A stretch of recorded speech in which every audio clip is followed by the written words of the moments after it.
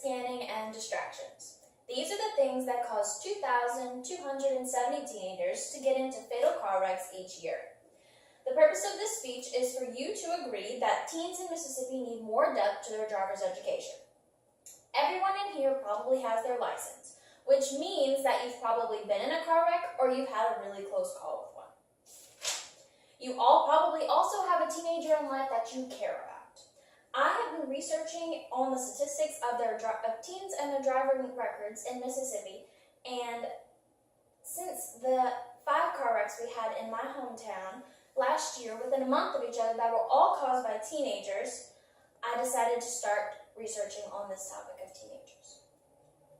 I want you to agree that teenagers should have more depth to their driving education because this affects their lives and yours too. The way they drive without the knowledge that they need makes driving more difficult and more of a risk for you, the experienced drivers. First, I will tell you just how uneducated teen drivers are and what that causes. According to Children's Hospital's research team, teen drivers are 3 times more likely to get into a fatal car wreck than those who are 20 years of age or older. They say this is due to critical errors such as distractions, speed, and scanning. They forget to scan for the hazards around them, or they don't scan long enough. They are more prone to speeding, and distractions such as cell phones are a problem for everyone, but for a brand new driver who is a teenager, it is much worse. They are prone to these things because in driver's ed class, it's treated like a social club to get food and to have fun off of campus. They don't pay attention when they're not the ones who are driving that day. When they should be learning from their peers, teens feel pressure at school or from their friends to drive cool or to drive fast. Once they become the student in class who drove fast and the teacher didn't say anything to them, they think it's cool or okay to drive like that all the time. When it's someone's day to drive, the only thing they have on their mind is what kind of food they're getting that day and how they get to text their friends who are stuck in class.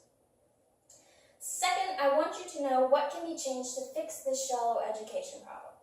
Currently, the driver's ed class, as far as I know from asking current high school students, is just like it was when I was in driver's ed. There are 4 drivers a day, and all they do is go get food, and they visit their friends who are not in school. What driver's ed needs to be is set locations that each student has to drive to before they are allowed to pass the class.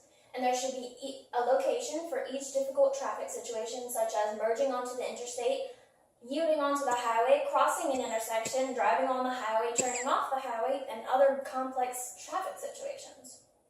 If they happen to go to a food place, then that's a plus. But the whole class should not be based around going getting food and hanging around off campus, driving 4 times and getting a signed paper to take to the DMV. An actual book review of the things that you would encounter that day is something that should be added to the curriculum.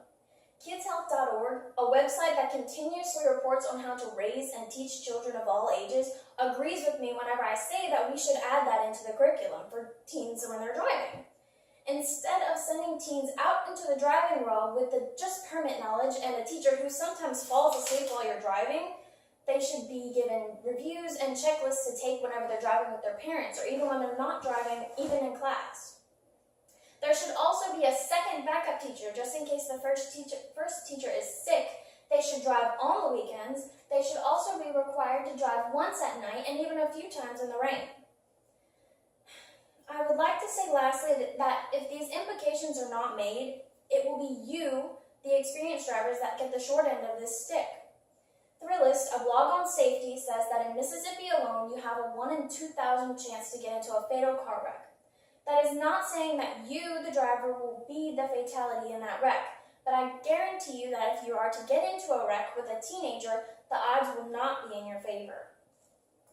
I don't like having the knowledge that I have now about how dangerous teenagers are behind the wheel, and I'm sure it makes you uneasy to think about it now that you have this knowledge as well. When I was in driver's ed, I didn't see any issues with how I drove or how any of this worked.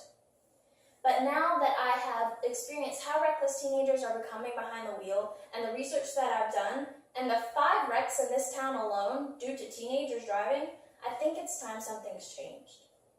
In conclusion, now that you have an inside view on the driver's ed of a Mississippi public school, I hope that you're a little more attentive when you're teaching the teenagers in your life how to drive.